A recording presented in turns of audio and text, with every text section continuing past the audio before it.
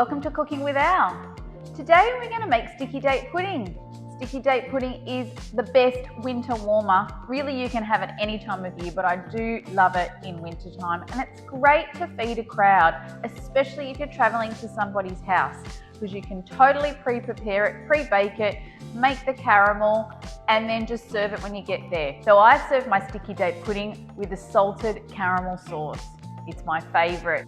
This is a super simple process to make a sticky date pudding. You simply soak the chopped up dates and then you add it to the cake batter. Now it is a thin batter, so make sure you don't use a spring-formed pan. You're better off using a sealed cake tin. Anyway, I'll show you how easy it is. Let's get cooking. Preheat your oven to 180 degrees and then grease and line a square baking tin 23 centimeters by 23 centimeters or a round baking tin 23 centimeters in diameter. Don't use a spring-formed tin for this one. Now it's time to prep the dates. Both dried and medjool dates work well, just make sure they're pitted. Roughly chop your dates before they soak in the hot water and bicarb.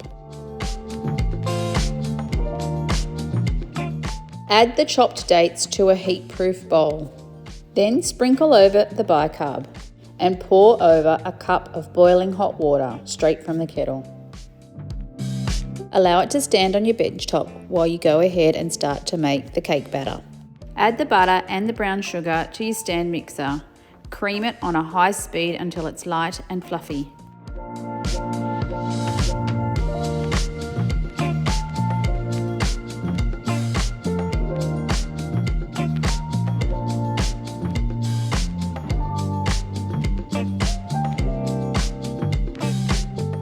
Then add one egg at a time, making sure each egg is fully incorporated before adding the next egg.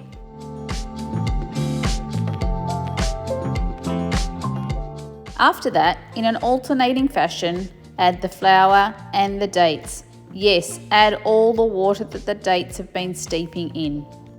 I like chunky bits distributed through my sticky date pudding. But if you're not a fan of chunky, simply blitz the dates in the water in your NutriBullet or food processor before adding it to the cake batter.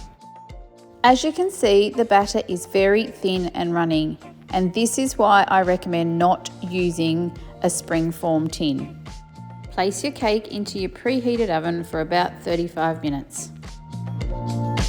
Now it's time to make the salted caramel. Place the butter, brown sugar, caster sugar, salt and golden syrup into a small saucepan and place on a medium heat. Bring it to the boil, then turn the heat down and simmer for 2 minutes. Stir the caramel continuously, do not walk away.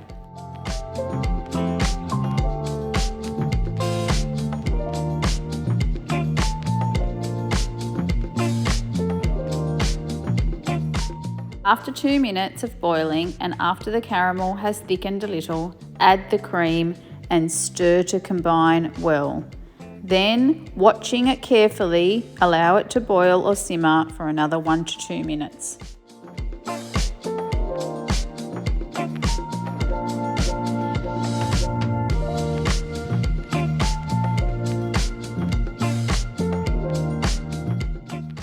Allow the caramel to cool in the saucepan and resist the urge to have a taste test as it will be scorchingly hot. Okay, so the cake is out of the oven and a skewer inserted comes out clean, which means it's cooked to perfection. Rightio, sticky date pudding out of the oven. It's taste test time. Here it is, caramel sauce with a bit of ice cream.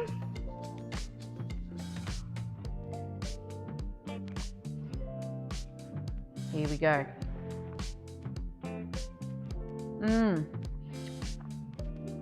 The cake is really spongy and very moist. And that caramel sauce just goes so well with the dates.